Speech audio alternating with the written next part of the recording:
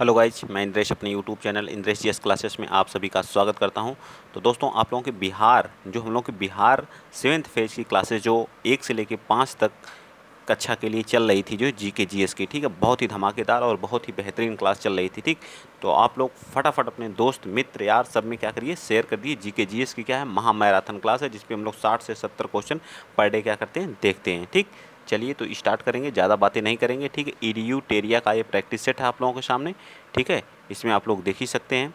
ठीक, सिलेबस में ठीक है क्या क्या है, सामाजिक अध्ययन, सारी चीज़ें। चलिए पहला क्वेश्चन देखते हैं। पहला क्वेश्चन आप लोगों के सामने विजुअल तो होगा ही 100%। ठीक है, पूरा विजुअल है। ठीक, चलिए बताएंगे आप लोग। क्या कह रहा है कि राष्ट्रपति द्रौपदी चंद्र मुर्मू द्वारा 7वें अंतर्राष्ट्रीय धर्म धम्म सम्मेलन का उद्घाटन कहाँ किया गया।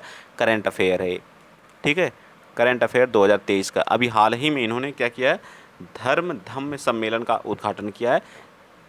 तो इन्होंने कहाँ पे किया है, ये हमारा भोपाल में किए हैं। कहाँ पे किए हैं, भोपाल में किए हैं। ठीक है, द्रौपदी चंद्र मुर्मू हमारे क्या है, इंडिया की जो है 2nd नंबर की क्या है, महिला राष्ट्रपति हैं। ये भी याद रखें, क्या है, 2nd नंबर की क्या है, महिला राष्ट्रपति हैं। याद रहेगा ना, महिला राष्ट्रपति हैं। ठीक, 2nd नंबर की। ठीक, इनसे पहले कौन था, फर्स्ट महिला राष्ट्रपति कौन थी, फर्स्ट महिला राष्ट्रपति हमारी कौन थी बताइए, प्रतिभा देवी पाटिल थी। ठीक है, प्रतिभा देवी पाटिल थी। ठीक है, प्रतिभा देवी पाटिल, ये भी याद रहेगा ना, प्रतिभा देवी पाटिल। ठीक है, प्रतिभा देवी पाटिल। किस आर्टिकल में, कौन से आर्टिकल में भारत का एक राष्ट्रपति होगा, तो आर्टिकल 52 में कहा गया है कि पूरे भारत का एक क्या होगा, राष्ट्रपति होगा। ठीक है, पूरे भारत का क्या होगा, एक राष्ट्रपति होगा। ठीक है, और पहले राष्ट्रपति कौन थे, तो फर्स्ट राष्ट्रपति कौन थे, फर्स्ट राष्ट्रपति कौन थे, तो पहले राष्ट्रपति हमारे कौन थे, राजेंद्र प्रसाद थे। कौन थे, राजेंद्र प्रसाद थे। ठीक है, राजेंद्र प्रसाद थे, याद रहेगा ना, कौन थे, राजेंद्र प्रसाद थे। कहाँ से बिलोंग करते हैं, ये बिहार से। कहाँ से, बिहार के मूल निवासी थे। कहाँ के थे, बिहार के थे। ठीक है, बिहार के थे। ये सारी चीज़ें आपको याद हो जानी चाहिए, एक एक चीज़ को। कहाँ के निवासी थे, तो बिहार के थे। ठीक है, बिहार के थे। और कितने वर्ष तक के राष्ट्रपति थे, तो 12 वर्ष तक थे। पूछा है बिहार के क्वेश्चन में, ये पूछा हुआ क्वेश्चन है, बीपीएससी में पूछा हुआ कि कितना इनका कार्यकाल था। बीपीएससी में क्वेश्चन पूछा कितने वर्ष तक थे, तो 12 वर्ष तक थे। ये भी याद रखिए, सबसे ज़्यादा कार्यकाल इन्हीं का है। ठीक है, क्योंकि ये जो 1950 से लेकर के क्या थे, 1962 तक भारत के क्या थे, राष्ट्रपति थे। याद रहेगा, फिर से एक बार देख लीजिए। 2nd हमारी महिला राष्ट्रपति कौन है, द्रौपदी चंद्र मुर्मू हैं। फर्स्ट कौन थी, फर्स्ट महिला प्रतिभा देवी पाटिल थी, जो है किस आर्टिकल में भारत का राष्ट्रपति, आर्टिकल 52 में। पहला पहला राष्ट्रपति कौन था, तो डॉक्टर राजेंद्र प्रसाद थे। कहाँ से बिलोंग करते हैं, बिहार से करते हैं। कितने वर्ष तक रहे, 12 वर्ष तक रहे। ठीक है, चले आगे। इतना डिटेल, इतना सब कुछ करके कोई नहीं बताएगा। ठीक है, तो इसलिए आप लोग इस चैनल को क्या करेंगे, सपोर्ट करेंगे, ज़्यादा से ज़्यादा अपने दोस्त यार मित्र में क्या करेंगे, शेयर करेंगे। ठीक, चलिए। हाल ही में भारत के किस राज्य या केंद्र शासित प्रदेश में लिथियम के भंडार मिले, बताइए। कहाँ पे लिथियम के भंडार मिले, आपके राजस्थान में, जम्मू कश्मीर में, लद्दाख में। मैं हिंट दे रहा हूँ, कौन सा वो राज्य है, वह राज्य जो अभी, वह राज्य क्या बना है, हाल ही में जो हमारा क्या बना है, यूटी बना है, केंद्र शासित प्रदेश बन गया है। कब बना है, 2019 में बना है। ठीक है, 2019 में बना है। ठीक है, केसर उत्पादन के लिए जाना जाता है। ठीक है, केसर उत्पादन के लिए वह राज्य जाना जाता है। ठीक है, केसर उत्पादन के लिए। ठीक है, वहीं पे हमारी कौन सी झील है, जो हमारे भारत की सबसे बड़ी मीठे पानी की झील कौन सी है, बूलर झील है। ठीक है, बूलर झील है। ठीक है, कौन सी झील है, बूलर झील है। ठीक, ठीक, यहीं पे हमारी कौन सी है, डल झील भी हमारी यहीं पे है, डल झील भी हमारी यहीं पे है। ठीक, एक क्वेश्चन और सारे इतने सारे जो है डिटेल से बताया जाता है। ठीक है, तो लिथियम के सबसे ज़्यादा भंडार अब तो आप लोग पकड़ ही लिए होंगे कौन सा वो राज्य है, तो हमारा राज्य कौन सा है, जम्मू कश्मीर है। ठीक है, जम्मू कश्मीर है। 2019 में इसे यूटी बना दिया गया है। ठीक है, केसर उत्पादन के लिए जाना जाता है। यहाँ पे बूलर झील है, यहाँ पे डल झील है, ये सभी झीलें हमारे कहाँ पे हैं, यहीं पे हैं। ठीक है, चलें आगे। चलिए आगे चलते हैं। नेक्स्ट क्वेश्चन, क्वेश्चन आप बताएं कौन सा, 44, क्वेश्चन नंबर 44 क्या कह रहा है कि बजट 2023-24 में केंद्र सरकार ने कितने रुपए खर्च का लक्ष्य रखा है, मतलब कितने रुपए खर्च करने का क्या किया है, लक्ष्य रखा है। तो 45.03 लाख करोड़ रुपए का क्या खर्च का लक्ष्य रखा है। ठीक है, याद रखिएगा, 45.03 लाख करोड़ रुपए का खर्च करने का लक्ष्य रखा है। ठीक, नेक्स्ट क्वेश्चन आते हैं, क्वेश्चन नंबर 45। क्वेश्चन नंबर 45 क्या कह रहा है, देखिए। क्वेश्चन नंबर 45 कह रहा है हाल ही में राज्यपाल की नियुक्ति के से संबंधित कौन सा तथ्य, मतलब कथन सही है।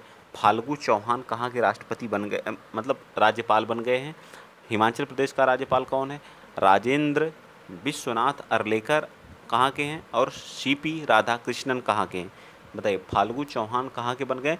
जो फाल्गु चौहान पहले कहाँ के थे? तो ये पहले बिहार के थे, अब कहाँ के हो गए हैं? ये अब कहाँ के हो गए हैं? तो ये अब हो गए हैं मेघालय के। ठीक, कहाँ के हो गए हैं? मेघालय के। इससे पहले कहाँ के थे? ये बिहार के थे, तो अब कहाँ के हो गए हैं? मेघालय के। ठीक है, याद रहेगा। हिमाचल प्रदेश का कौन है? तो हिमाचल प्रदेश के हमारे हो गए हैं शिव प्रसाद। एक हिमाचल प्रदेश के कौन हो गए? तो ये हो गए हैं शिव प्रसाद। ठीक, कौन हो गए हैं? शिव प्रताप शुक्ल हो गए हैं। ठीक है, शिव प्रताप कौन हो गए? शुक्ल हो गए हैं। ठीक है, राजेंद्र अरलेकर कहाँ के हो गए हैं? तो राजेंद्र विश्वनाथ अरलेकर कहाँ के हो गए? बिहार के। सीपी राधाकृष्णन कहाँ के हैं? तो हमारे सिक्किम के हैं। ठीक, कहाँ के हैं?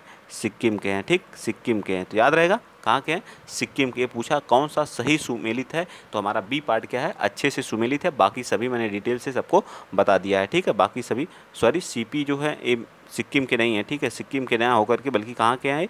ये हमारे झारखंड के हैं। ठीक है, झारखंड के। ठीक है, कहाँ के हैं? झारखंड के, याद रखिएगा। ठीक, कहाँ के हैं? झारखंड के हैं। ठीक है, चले आगे, चलिए आगे। ये तो शिव प्रताप जो हैं हमारे, उनको बिहार के जो हैं राजेंद्र अरलेकर, इनको याद रखिएगा। ठीक है, चलते हैं क्वेश्चन नंबर 46 देख लेते हैं। ठीक, कर रहा the blue book A writers general पुस्तक के द्वारा किसके द्वारा लिखी गई है? बताइए किसके द्वारा लिखी गई है? क्वेश्चन नंबर 46, तो ये अमिताभ कुमार के द्वारा। ठीक है, अमिताभ कुमार के द्वारा लिखी गई है। ठीक है, अमिताभ कुमार के द्वारा। आप लोगों को संघर्ष करना पड़ेगा। ठीक है, आप लोगों की मेरिट जो है कम से कम आप लोग 90 प्लस लाने की कोशिश करिए। 90 प्लस जब आएंगे तो सोचिए कि आप लोग श्योर हैं। ठीक है, 100% सिलेक्शन के चांसेस हैं। ठीक है, कहीं 72 70 पे अटक गए तो वही रहेगा, होगा कि नहीं होगा। ऐसी मेहनत करिए ताकि आपको ये ना शंका रहे कि मतलब होगा कि नहीं होगा। ठीक है, इसलिए आप लोग ज़्यादा से ज़्यादा संघर्ष करिए। ठीक है, इतना संघर्ष करिए कि पसीने से आपको नहाना पड़े। ठीक है, जो पसीने से नहाता है वो क्या करता है? जो पानी से नहाता है वह लिवाज बदलता है, और जो पसीने से नहाता है वह इतिहास बदलता है। इस चीज़ को आप लोगों को, 1 मंथ आप लोगों के पास है, तो आप लोग क्या करेंगे? एक मंथ आप लोगों के पास है, मात्र 1 महीना है। ठीक, 1 महीना आप लोगों को इतना संघर्ष करना। कम से कम आप लोग 8 से 9 घंटे पर डे पढ़िए, 8 से 9 घंटे। ठीक है, 8 से 9 घंटे पढ़ेंगे तभी कुछ होने वाली चीज़ें हैं। ठीक है, संघर्ष बहुत ज़रूरी है। अब आप लोग प्रैक्टिस सेट स्टार्ट कर दीजिए। दिन में आप लोगों को 1 प्रैक्टिस सेट जरूर देना है। ठीक है, दिन में 1 प्रैक्टिस सेट जरूर देना है। ठीक है, 1 प्रैक्टिस सेट। ठीक है, चलिए स्टार्ट करते हैं। ठीक, जब तक आप ये सारी चीज़ें नहीं करेंगे तब तक दिक्कतें आती रहेंगी। चलिए बताइए, क्वेश्चन नंबर 47 कह रहा है कि फरवरी 2023 में 12वां विश्व हिंदी सम्मेलन कहाँ पे आयोजित किया? बहुत इंपॉर्टेंट है, यह 2023 का है। तो कहाँ पे हुआ था? पपुआ न्यू गिनी में। कहाँ पे हुआ? फिजी में हुआ था। ठीक है, फिजी में हुआ था। ठीक है, अब फर्स्ट वाला कहाँ पे हुआ था बताइए? अब यहीं पे फर्स्ट वाला बताइए। अब इससे कुछ रिलेटेड भी चीज़ें याद कर लिया करिए। 1975 में हुआ था। कहाँ पे हुआ था? नागपुर में हुआ था। नागपुर कहाँ पड़ता है? हमारा महाराष्ट्र में पड़ता है। ठीक, तो फर्स्ट वाला कहाँ पे हुआ था? नागपुर में हुआ था। ठीक, याद रहेगा ना, नागपुर में। 12वां कहाँ पे हुआ? तो फिजी में हुआ। ठीक, कहाँ पे हुआ? फिजी में हुआ, याद रहेगा। चलिए आगे चलें, समझ में आया? चलते 48वां बता दीजिए। कम से कम 7 से 8 क्वेश्चन रहेंगे करंट अफेयर के। किस देश के राष्ट्रपति अब्देल फतह अल सीसी भारत के 74वें गणतंत्र दिवस के अवसर पर आए थे? बताइए, जो हमारा 74वां गणतंत्र दिवस 26 जनवरी को जो है मनाया गया, 26 जनवरी 2023 को, इसमें मुख्य अतिथि के रूप में कौन थे? तो ये अब्देल फतह अल सीसी थे। ये कहाँ के थे? मिस्र के थे, ओमान के थे, तुर्की के थे, कहाँ के थे? तो ये हमारे कहाँ के? मिस्र के क्या थे? राष्ट्रपति थे। ठीक है, मिस्र के राष्ट्रपति फतेह अल सीसी थे। ठीक है, मिस्र को क्या कहा जाता है? नील नदी का वरदान कहा जाता है। ठीक है, नील नदी का वरदान कहा जाता है मिस्र को। ठीक है, ये भी याद रखेंगे। नील नदी का क्या कहा जाता है? वरदान कहा जाता है। ठीक है, नील नदी का वरदान किसे कहा जाता है? मिस्र को कहा जाता है। मिस्र के राष्ट्रपति कौन है? फतेह अल सीसी हैं। ठीक है, कब आए थे? तो गणतंत्र दिवस के अवसर पर आए थे। ठीक, चलिए क्वेश्चन नंबर चलते हैं 49। क्वेश्चन नंबर 49 आप बताएंगे, ग्लोबल इनोवेशन इंडेक्स 2022 के आधार पर नवाचार के मामले में भारत कौन से स्थान पर है? तो नवाचार के मामले में भारत कौन से, जो 2022 का जो है उसके आधार पर बताना है, ना कि 2023 के आधार पर बताना है। तो भारत कौन से स्थान पर है? तो 40वें स्थान पर है। ठीक है, नवाचार के मामले में भारत किस स्थान पर है? तो 40वें। प्रेस फ्रीडम में कौन से स्थान पर बताइए? प्रेस स्वतंत्रता में बताइए, प्रेस स्वतंत्रता में कौन सा स्थान है? तो इसका कौन सा स्थान है? तो 161वां स्थान है। ठीक है, पर्यावरण सुरक्षा में कौन सा स्थान है? तो 180वें स्थान पे। ठीक है, सारी चीज़ें आपको एक A to Z क्या करेंगे? याद कर रख लेंगे। ठीक है, चलिए नेक्स्ट चलते हैं। क्वेश्चन नंबर 50 बता दीजिए। क्या करा है, कह रहा है कि दुनिया का पहला नेजल कोविड वैक्सीन किस कंपनी ने विकसित किया है। नेजल कोविड वैक्सीन किस कंपनी द्वारा, तो ये भारत बायोटेक है। कौन है, भारत बायोटेक है, ठीक है। कौन है, भारत बायोटेक द्वारा क्या किया गया है, इसका निर्माण किया गया है, ठीक है। चलते हैं आगे, आ जाइए नेक्स्ट क्वेश्चन आप बताएंगे अब 51। बताइए फटाफट 51 क्या कर रहा है कि कोशिका। अब यहाँ से हमारे साइंस के क्वेश्चन स्टार्ट हो गए, ठीक है। साइंस के क्वेश्चन कम से कम 15 से 20 रहेंगे, ठीक है। 15 से 20। हिस्ट्री के क्वेश्चन कम से कम 15 से 20 क्वेश्चन रहेंगे, 15 से 20 क्वेश्चन हिस्ट्री के, ठीक। और आपके जियोग्राफी के कम से कम 10 क्वेश्चन रहेंगे। अब प्लस 5 क्या रहेंगे, पर्यावरण के रहेंगे। 15 क्वेश्चन यहाँ से हो गए, ठीक है। और बच्चे क्या हमारे पॉलिटी प्लस इकोनॉमिक्स से 10 क्वेश्चन रहेंगे दोनों से मिला करके, ठीक। और आपके जो है स्टैटिक्स जीके से जो है 10 क्वेश्चन, ठीक। स्टैटिक्स जीके से 10 क्वेश्चन, ठीक। और प्लस जो आपके करंट अफेयर और प्लस जो बिहार स्पेशल से कम इनसे मिला के 10 से 15 क्वेश्चन रहेंगे, ठीक है। 10 से 15 आप करेंगे जो है 80 क्वेश्चन आपके आ जाएंगे। देख लीजिए 20 40 15 कितना हो जाएगा, 55 55 10 कितना हो जाएगा, 65 10 75। वही सब थोड़ा 1-2 इधर उधर कम बेसी रहेगा, ठीक है सब, लेकिन यही रहेगा, ठीक। इतना मान के चलिए जितना मैं बता रहा हूँ, इतने क्वेश्चन रहेंगे, ठीक। चलिए बताइए क्वेश्चन नंबर 51। कोशिका में राइबोसोम की अनुपस्थिति में कौन सा कार्य संपादित नहीं होता। अगर राइबोसोम आपके कोशिका में सेल्स में न हो तो कौन सा कार्य क्या होता है, संपादित नहीं होता है, यह बताइए आप लोग। तो प्रोटीन का संश्लेषण जो है वह नहीं होता। जो हमारा प्रोटीन होता है उसका संश्लेषण नहीं होता है, ठीक है। क्या होता है, प्रोटीन का संश्लेषण नहीं होता, ठीक है। राइबोसोम जो कोशिका के जो हमारा खुरदुरा रफ टाइप में जो पार्ट होता है उसमें क्या करता है, जालिका जो होती है कि बाहरी सतह पर छोटे छोटे कणों के रूप में क्या किया जाता है, पाया जाता है उसके बाहरी सतह पर, ठीक है। राइबोसोम जो प्रोटीन का क्या करता है, संश्लेषण करता है। क्या करता है, इससे जीवों के शरीर में क्या होती है, वृद्धि होती है। प्रोटीन का संश्लेषण कौन करता है, याद रखेंगे आप लोग, तो राइबोसोम करता है। Next question number 52। ऐसे रोग जो बहुत समय तक बने रहते हैं उन रोगों को क्या कहा जाता है। जो रोग बहुत समय तक बना रहता है उस रोग को क्या कहते हैं, चिरकालिक रोग कहते हैं, ठीक है। क्या कहते हैं, चिरकालिक रोग कहते हैं, ठीक। क्या कहते हैं, जैसे गठिया हो गया, दमा हो गया, मधुमेह, ये सभी क्या है, बहुत चिरकालिक रोग हैं, बहुत समय तक ये क्या रहते हैं, पड़े रहते हैं, ठीक। चलिए क्वेश्चन नंबर 53 बताएंगे। इनमें से कौन सा प्रकाश संश्लेषी अंगक है, प्रकाश संश्लेषी अंगक है, बताइए। पत्ती है, जड़ है, हिस्टोमेका है या हरित लवक है। तो कौन सा है, हरित लवक हमारा क्या है, प्रकाश संश्लेषी अंगक है, ठीक। नेक्स्ट चलते हैं, क्वेश्चन नंबर आप बताएंगे 54। निम्न में से समानतः किसका उपयोग पादप कोशिका द्वारा ऊर्जा उत्पादन के लिए किया जाता है। तो किसका उपयोग हम लोग अमीनो अम्ल का करते हैं, जी नहीं। का विटामिन का करते हैं, जी नहीं। वसा का करते हैं, इसका भी नहीं। इसका भी किसका करते हैं, कार्बोहाइड्रेट्स का उत्पादन जो हम लोग प्रयोग किसकी में करते हैं, ऊर्जा उत्पादन में करते हैं, ठीक है। किस में करते हैं, ऊर्जा उत्पादन में करते हैं। जैसे जब हम C6H12O2 एक मिनट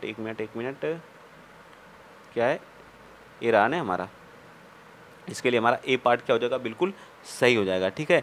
इसमें क्या होता है, जब हम C6H12O6 को 6O2 और एंजाइम के साथ क्या कराते हैं, रिएक्शन कराते हैं, तो हमारा बनता क्या है आपको पता है, 6CO2 प्लस वाटर आता है 6H2O और प्लस हमें क्या मिलती है, ऊर्जा मिलती है, ठीक है। ऊर्जा मिलती है प्रेजेंस में किसके, एंजाइम के, ठीक। ये सारी रिएक्शन आपको याद रहनी चाहिए। चलिए आ जाइए क्वेश्चन नंबर चलते हैं 55। क्वेश्चन नंबर 55 क्या कह रहा है, क्वेश्चन नंबर 55 कह रहा है कि फ्लोएम से खाद्य पदार्थों का परिवहन पौधों में किस दिशा में होता है। जो फ्लोएम होता है उस फ्लोएम से खाद्य पदार्थों का परिवहन पौधों में किस दिशा में होता है, ये कह रहा है। फ्लोएम क्या करता है बताइए, फ्लोएम का कार्य क्या करता है, ऊपर और नीचे दोनों ओर करता है। क्या करता है, ऊपर भी होता है और इससे क्या होता है, नीचे भी होता है, ठीक है। चलिए क्वेश्चन नंबर आप बताएंगे कौन सा, 56 बताएंगे। पादप अपशिष्ट संचित रहते हैं। जो पादप अपशिष्ट होते हैं वो कहाँ पे, पत्तियों में, कोशिकाओं की रिक्तियों में, छाल में, ये सभी कहाँ रहते हैं, संचित रहते हैं। उपर्युक्त में से सभी में रहते हैं, पत्तियों में भी रहते हैं, कोशिका के रिक्तियों में भी रहते हैं और छाल में भी रहते हैं, ठीक है। आ जाइए आगे चलते हैं, क्वेश्चन नंबर 57, ठीक है। तो हल्के में साइंस को नहीं लेना, साइंस अच्छे से पढ़िए, वहाँ से कम 15 से 20 नंबर आएंगे आपके।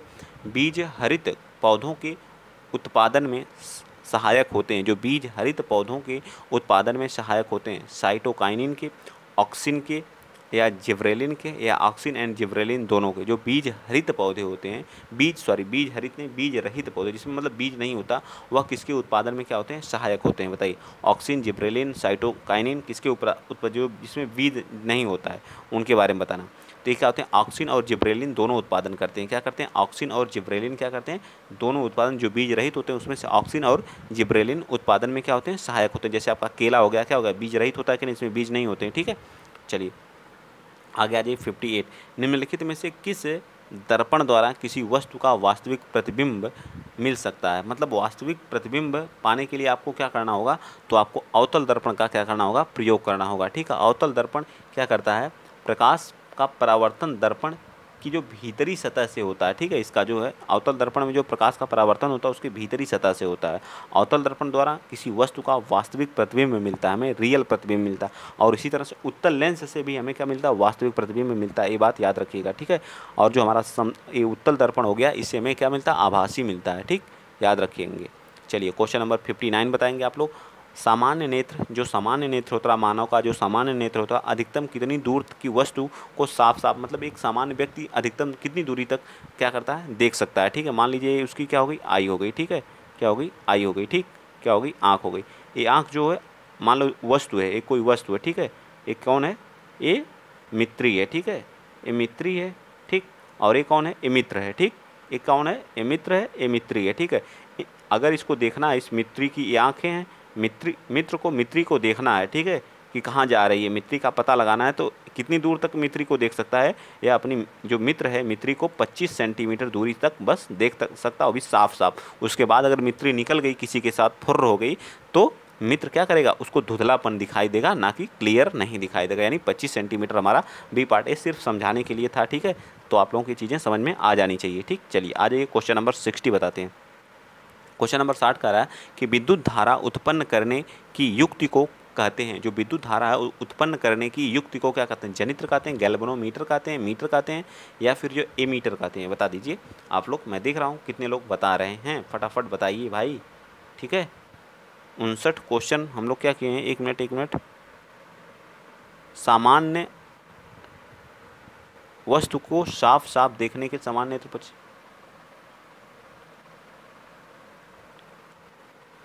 सामान्य नेत्र अधिकतम कितनी दूर तक की वस्तु को साफ साफ देख सकता है।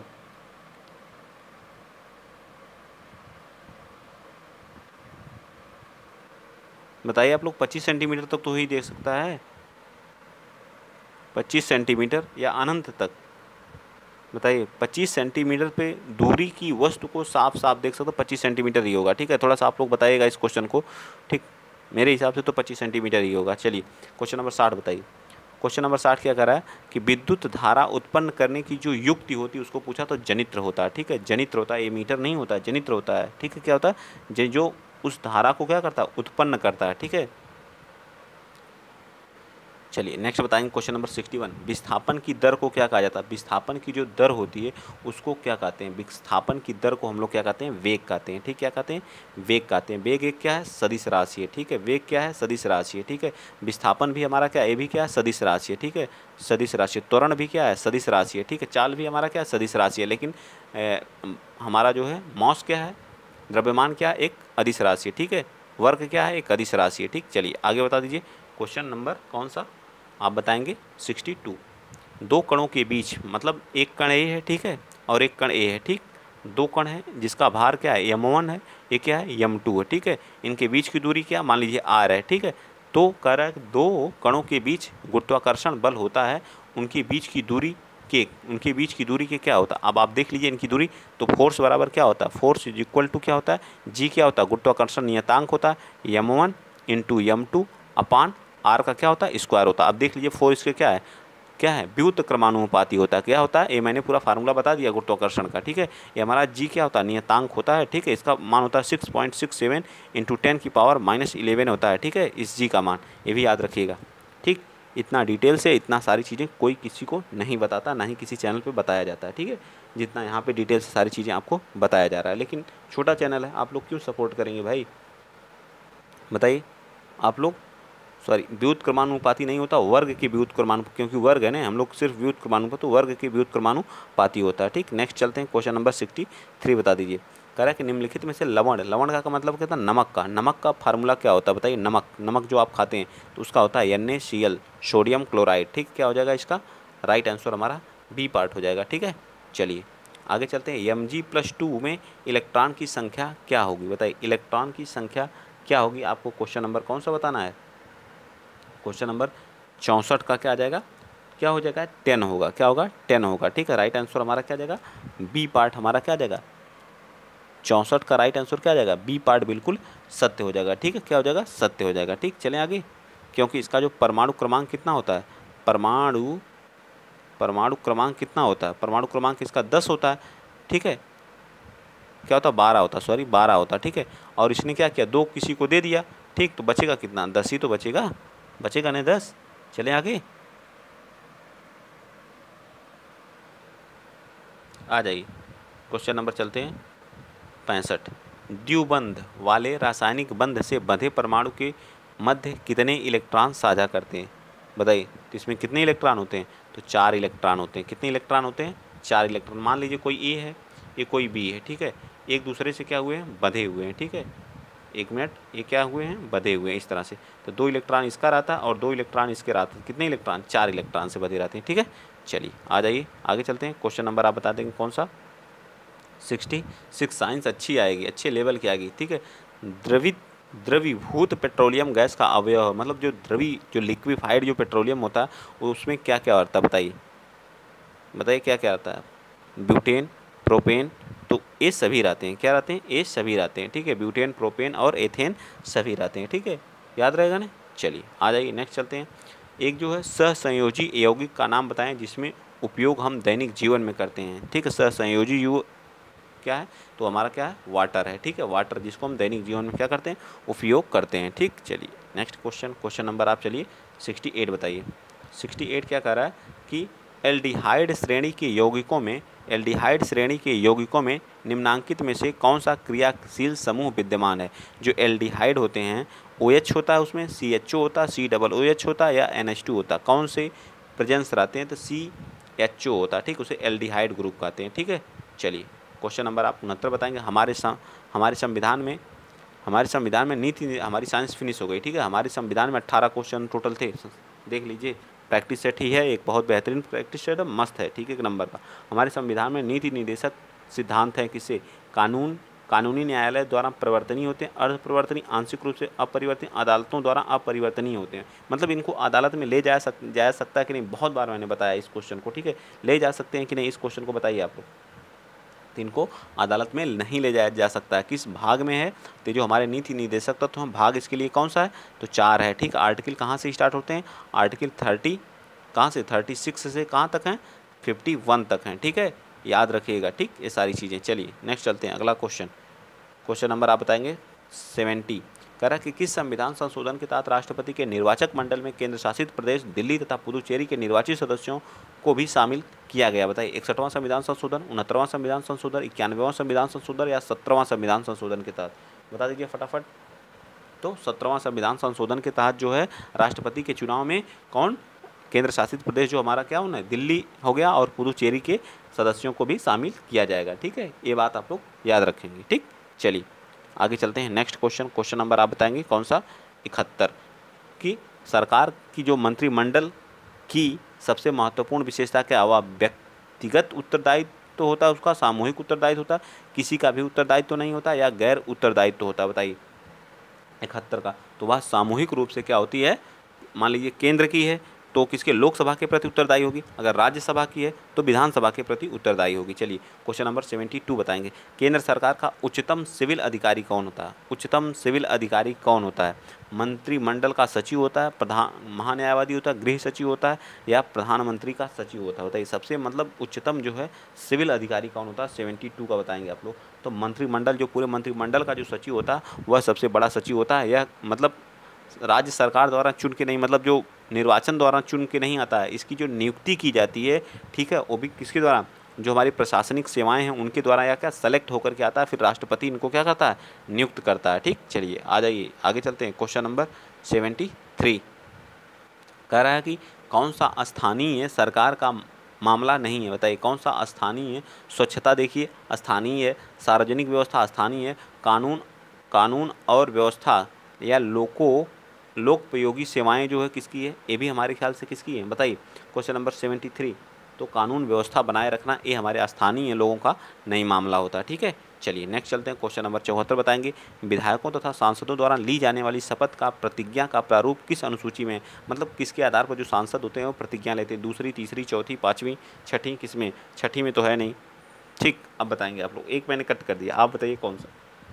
तो ये हमारी तीसरी में, किसमें है, तीसरी में हमारी क्या है, शपथ की बात की गई है, ठीक है। क्या की गई है, शपथ की बात की गई है। टोटल अनुसूचियाँ कितनी हैं, 12 हैं, ठीक है। मूल संविधान में कितनी थी, मूल संविधान में 8 थी, ठीक है। मूल संविधान में कितनी थी, 8 थी, ठीक। चलिए आगे आ जाइए। क्वेश्चन नंबर आप बताएंगे 75 कह रहा है कि राष्ट्रीय स्मारकों, स्थानों तथा वस्तुओं का संरक्षण किस अनुच्छेद के अंतर्गत आता है, तो ये हमारा किस आर्टिकल के तहत आता है, अनुच्छेद 48 के तहत आता है, ठीक है। अनुच्छेद 48 के तहत, ठीक। चलिए आप फटाफट थोड़ा फास्ट करते हैं।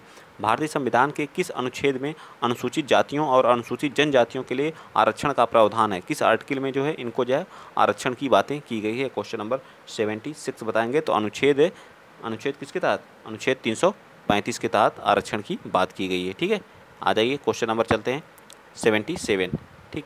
कह रहा आर्थिक आयोजन एवं अनिवार्य अभिलक्षण है, आर्थिक आयोजन एवं अनिवार्य अभिलक्षण है मिश्रित अर्थव्यवस्था या द्विविध अर्थव्यवस्था, समाजवादी अर्थव्यवस्था या पूंजीवादी। 77 का बताएंगे आप लोग, तो समाजवादी अर्थव्यवस्था इज द राइट आंसर, ठीक है, समाजवादी अर्थव्यवस्था। नेक्स्ट क्वेश्चन, क्वेश्चन नंबर 78 निम्नलिखित में से भारतीय अर्थव्यवस्था के तृतीय क्षेत्र के अंतर्गत कौन आता है, कपड़ा उद्योग आता है, वस्तु एवं परिवहन उद्योग आता है, डेयरी आता है या चीनी उद्योग आता है, बताएंगे आप लोग। 70 तो वस्तु एवं परिवहन उद्योग किसके अंतर्गत आता है, वस्तुओं का परिवहन जो है क्या आता है, तृतीय के अंतर्गत आता है, ठीक है।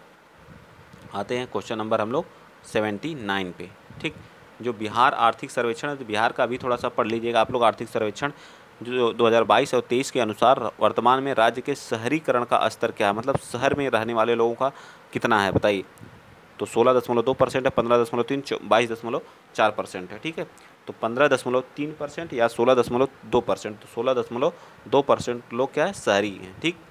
क्वेश्चन नंबर 80 बताइए केंद्रीय बजट 2023-24 में निर्धारित विकास की 7 प्राथमिकताएं जिससे सप्तऋषि नाम दिया गया शामिल हैं, तो वित्तीय क्षेत्र, हरित विकास या फिर इनमें से सभी। तो आंसर हमारा क्या आ जाएगा, इनमें से सभी, ठीक है। समावेशी विकास लिखा है कहीं, नहीं लिखा, नहीं तो यहाँ लिख लीजिए क्या है, पहला समावेशी विकास, ठीक है, समावेशी विकास, ठीक। ये हमारी 7 क्या थी, प्राथमिकताएं थी, ठीक है। समावेशी विकास, फिर अंतिम व्यक्ति तक पहुंच, और क्या था, बुनियादी ढांचे एवं निवेश, निहित क्षमताओं का विस्तार, ठीक है, निहित क्षमताओं का, हरित विकास, युवा शक्ति और वित्तीय क्षेत्र, ठीक है, युवा शक्ति और वित्तीय क्षेत्र। चलिए आगे आ जाइए। क्वेश्चन नंबर 81 क्या कह रहा है कि बिहार में निम्न हिस्सों में से कौन सा हिस्सा जो भूतात्विक दृष्टि से अपेक्षाकृत क्या है, पुराना है, रोहतास का पठार, उत्तर पश्चिमी की पहाड़ियाँ, ये तो नहीं है, ठीक है, उत्तर गंगा का मैदान या खड़गपुर की पहाड़ियाँ। तो सबसे पुराना पूछा है तो खड़गपुर की पहाड़ियाँ, ठीक है, खड़गपुर की पहाड़ियाँ जो धारवाड़ क्रम की हैं, किसकी, धारवाड़ क्रम की हैं, ठीक है, भी रोहतास और विंध्य वाले क्षेत्र में पाया जाता है, ठीक। चलिए आगे आ जाइए। क्वेश्चन नंबर आप बताएंगे 82 क्या कह रहा है, निम्नलिखित भारतीय द्वीपों में से कौन सा द्वीप भारत और श्रीलंका के मध्य, एलिफेंटा का है, निकोबार का, साल्ट सेट है, ये हमारा कौन सा, रामेश्वरम द्वीप जो भारत और श्रीलंका के मध्य है, ठीक है। आइए क्वेश्चन चलते हैं। क्वेश्चन नंबर आप 83 बता दीजिए। भारत की सबसे लंबी नदी कौन सी है, तो भारत की सबसे लंबी नदी कौन सी है, गंगा, सिंधु, ब्रह्मपुत्रा। एक तरह से देखा जाए तो कौन सी है, बताइए। तो गंगा, भारत की पूछा है तो गंगा है, ठीक है, 2525 मीटर की है, और ये जो ब्रह्मपुत्र और सिंधु क्या है, अलग अलग हैं, 2900 मीटर की तो हैं दोनों जो है लगभग, लेकिन जो है भारत में इतना नहीं बात है, लेकिन भारत की सबसे लंबी कौन सी है, तो गंगा है, ठीक है। रेंगुर किसका नाम है, रेंगुर किस मिट्टी का नाम है, जलोढ़ है, लेटेराइट है, काली है, किसका है, बताइए। तो यह किसको कहा जाता है, रेंगुर मिट्टी जो काली मिट्टी को कहा जाता है। इसमें कपास उत्पादन के लिए बहुत प्रसिद्ध है, महाराष्ट्र और गुजरात वाले एरिया में सबसे ज़्यादा पाई जाती है, ठीक है, याद रहेगा ना। चलते हैं। और भारत में सबसे ज़्यादा मिट्टी कौन सी पाई जाती है, जलोढ़ मिट्टी सबसे ज़्यादा पाई जाती है, ठीक। नेक्स्ट आ जाइए। क्वेश्चन नंबर 85 बताएंगे। एक निश्चित आकृति में वस्तुओं ताराओं का समूह क्या कहलाता है? एक निश्चित आकृति में क्या, आकाशगंगा, नक्षत्र या सौरमंडल। तो क्या कहलाता है? तो ये हमारा क्या कहलाता है? नक्षत्र कहलाता है। क्या कहलाता है? नक्षत्र कहलाता है। ठीक, नक्षत्र। विश्व पृथ्वी दिवस कब मनाया जाता है? बताइए। विश्व पृथ्वी दिवस 22 अप्रैल को विश्व पृथ्वी दिवस। हम 22 मार्च को हम लोग क्या मनाते हैं? 22 मार्च को हम लोग जल दिवस मनाते हैं। ठीक है, और इसी दिन बिहार दिवस के रूप में भी मनाया जाता है। और 22 मई को क्या मनाते हैं? बताइए।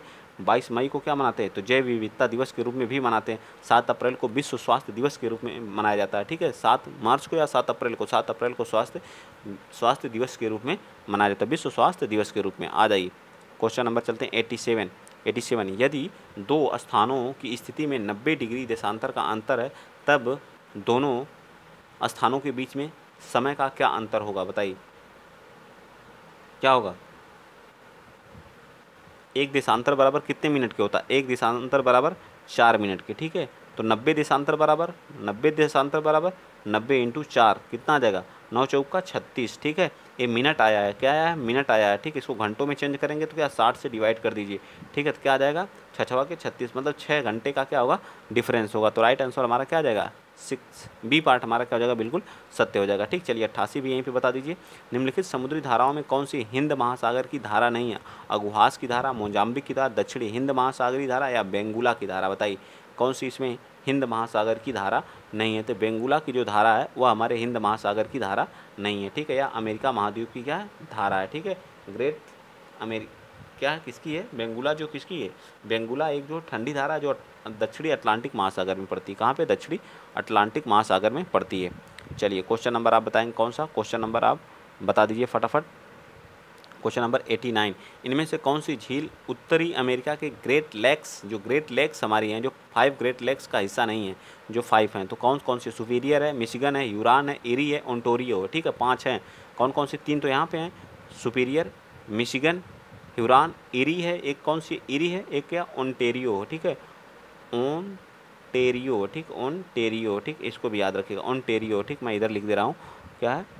ओंटारियो। ठीक, 5 लेक्स हैं। और बियर झील जो हमारी कहाँ पे पड़ती है? ये इसका हिस्सा नहीं है, ये हमारे कनाडा में पड़ती है, ये भी याद रखिएगा। चलिए 90 बता दीजिए। जैव विविधता का सबसे महत्वपूर्ण पहलू क्या है? जैव विविधता का वहाँ पे क्या होना चाहिए? पारिस्थितिकी तंत्र का क्या होना? निर्वहन, औषधि, भोजन या औद्योगिक उपयोग। क्या होता है जैव विविधता का सबसे महत्वपूर्ण पहलू? बताइए 90 का। तो ये हमारा क्या होता है? निर्वहन होता है। ठीक है, पारिस्थितिकी तंत्र का निर्वहन होता है। ठीक है, नेक्स्ट ये हमारे पर्यावरण के हैं सभी क्वेश्चन। पर्यावरण में ग्रीन हाउस प्रभाव में वृद्धि है। ग्रीन हाउस प्रभाव में किसकी वृद्धि है? कार्बन मोनोऑक्साइड की है या फिर कार्बन डाइऑक्साइड? तो कार्बन डाइऑक्साइड के कारण क्या होती है? वृद्धि होती है। चलिए क्वेश्चन नंबर आप बताएंगे 92। थोड़ा सा ब्लर है तो कोई बात नहीं, आप लोग एडजस्ट कर लेंगे, मुझे पता है, लेकिन बहुत बेहतरीन आज का प्रैक्टिस सेट है। कार्बन क्रेडिट का दृष्टिकोण इनमें से किससे शुरू किया था? मतलब कार्बन क्रेडिट जो किससे शुरू हुआ था, इसको बताइए फटाफट। तो कह रहा है क्योटो प्रोटोकॉल से। किससे? Kyoto protocol. ठीक है, क्योटो प्रोटोकॉल। ठीक, याद रहेगा नहीं? चलिए आगे आ जाइए। मॉन्ट्रियल प्रोटोकॉल ओजोन संरक्षण से थे। पृथ्वी शिखर सम्मेलन 1992 हुआ था। मॉन्ट्रियल प्रोटोकॉल 1987 में हुआ था। ठीक है, G8 शिखर सम्मेलन में पहले रूस था, अब निकल गया, G7 हो गया है, ये याद रखेंगे।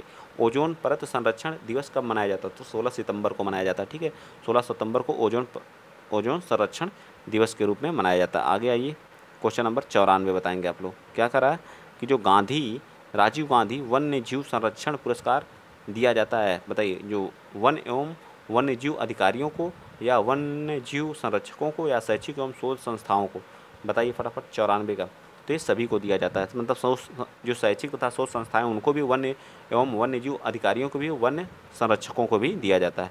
नेक्स्ट क्वेश्चन आप चलेंगे 95 भी बताएंगे और 96 भी बताइए, दोनों बताइए, दोनों क्वेश्चन। ठीक है, कह रहा है कि भारत का राष्ट्रीय जैविक उद्यान कौन सा? जो राष्ट्रीय जैविक मुंबई, लखनऊ या फिर नई दिल्ली या बेंगलुरु, कौन सा राष्ट्रीय जैविक हमारा उद्यान है? बताइए कौन सा है? तो न्यू दिल्ली है। कौन सा? न्यू दिल्ली में है। ठीक है, नेक्स्ट, निम्नलिखित में से my picture of free India नामक पुस्तक की रचना पंचायती राज व्यवस्था से संबंधित है, कौन लिखा था? बलवंत राय मेहता की है। किसकी है? बताइए, बलवंत राय मेहता की है या फिर महात्मा गांधी की है? तो महात्मा गांधी की है। ठीक है, किसकी? My picture of free India. ठीक है, my picture of free India. ठीक, नेक्स्ट क्वेश्चन नंबर 97 बिहार का है। ठीक है, बताइए क्या कर रहा है कि बिहार में विधानसभा की कुल कितनी सीटें हैं? तो 243 हैं। ठीक है, लोकसभा की कितनी सीटें हैं बता दीजिए? 40 हैं। ठीक है, विधान परिषद की कितनी सीटें हैं? विधान परिषद की 16 हैं। ठीक है, और सॉरी विधान नहीं, विधानसभा की, सॉरी ये राज्यसभा की हैं, ठीक है। राज्यसभा की 16 हैं, ठीक है। विधान परिषद की कितनी हैं, विधान परिषद की सीटें कितनी हैं, तो 75 हैं, ठीक। सारी चीज़ें याद हों। चलिए 98, निम्नलिखित में से कौन पर्यावरण संतुलन के संरक्षण से संबंधित है? वन नीति, पर्यावरण सुरक्षा अधिनियम 1986, औद्योगिक नीति या शिक्षा नीति? कौन इसमें संरक्षण से संबंधित है, बताइए। तो मुझको तो लगता है ये जो औद्योगिक नीति है या नहीं, बताइए। तो इसमें से सभी हैं, ठीक है। तो सभी औद्योगिक नीति भी है, ठीक। और क्वेश्चन नंबर आज के ये आपके लास्ट हैं, आप बताएंगे इनको जो, ठीक। इसके बाद हम लोग मैथ और रीजनिंग देखेंगे, ठीक। जरूर देखिएगा वीडियो। निम्नलिखित में से कौन सा कृत्रिम पारिस्थितिकी तंत्र है, मतलब कृत्रिम है, आर्टिफिशियल है? धान का खेत, वन, झील, घास का मैदान। तो धान का खेत क्या है, मानव द्वारा निर्मित है, तो यह है हमारा क्या है, कृत्रिम है, ठीक है। क्या है, कृत्रिम है, ठीक।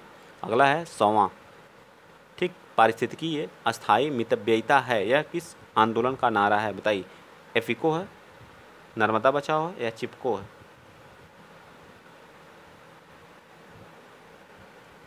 या हमारा क्या है, चिपको है। चिपको आंदोलन कब हुआ था, तो 1973 में हुआ था, ठीक है। 1973 में हुआ था, कहाँ पे, उत्तराखंड में हुआ था, ठीक है। तो टोटल 60 क्वेश्चन आप लोग किए हैं, बताएंगे आप लोग कितने सही हुए कितने गलत हुए। और बहुत ही बेहतरीन है, इसी तरह के क्वेश्चन ऐसे ही आएंगे, ठीक है। बहुत हल्के मत लीजिएगा, बहुत अच्छा लेवल है इन प्रश्नों का, ठीक है। मैं तो हल्के में एकदम नहीं लेता हूँ, क्योंकि इनके लेवल बहुत अच्छे मुझे लगे, ठीक। बहुत ही बेहतरीन है, आप लोग जरूर किया करिए, इसी तरह के क्वेश्चन 100% आएंगे, ठीक। तो वीडियो अगर अच्छा लगा तो शेयर कर दीजिएगा और संघर्ष करते रहिएगा। और ज़्यादा से ज़्यादा क्या करेंगे आप लोग, संघर्ष करेंगे। जो पसीना, जो क्या करते हैं, जो पानी से नहाते हैं वो लिबास बदलते हैं, और जो पसीने से नहाते हैं वो इतिहास बदलते हैं। तो आप लोगों को पसीने से नहाना है, 9-9, 10-10 घंटे, 12-12 घंटे पढ़िए। इस समय 1 महीने मात्र हैं आपके पास, ठीक है। यही संघर्ष आपको एक दिन आराम से और बहुत सुकून मिलेगा। जिस दिन आपका सिलेक्शन हो जाएगा उस दिन खुशियाँ आपके आस पड़ोस अगल बगल वाली, देखिए आपको जो आपको मतलब देखना नहीं चाहते हैं वो लोग भी आपसे बोलना स्टार्ट कर देंगे, ठीक। क्योंकि ये मैंने फील किया है अपनी लाइफ में, ये मेरे साथ हुआ है ये सारी चीज़ें, ठीक है। ठीक, ऐसे ऐसे लोग थे जो है, जो कभी मेरे पास कॉल नहीं करते थे। सिलेक्शन जिस दिन हुआ, जिस दिन रिजल्ट आया, ठीक है, उस दिन लोग कॉल करते हैं, 1-1 घंटे तक बात करने लगते हैं, ठीक है। ऐसी चीज़ें होंगी और तब आपको कितना सुकून मिलता है, ठीक है। तो आज के लिए इतना ही। अगर वीडियो अच्छा लगा है तो वीडियो को शेयर कर दिया करिए। जय हिंद, जय भारत।